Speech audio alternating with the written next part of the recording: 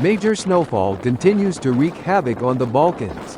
Tens of thousands of homes lost access to power, while highways and railroad services experienced major disruptions.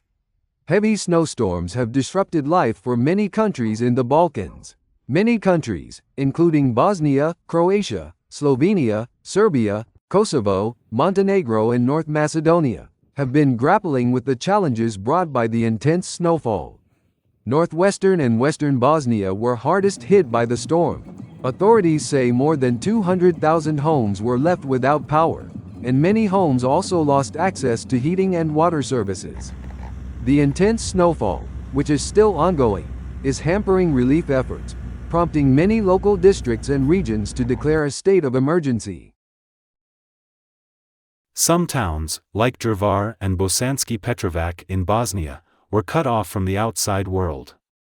The road connections with other cities were covered by more than 80 centimetres of snow. Local businesses, schools, and many other civilian facilities were forced to shut down.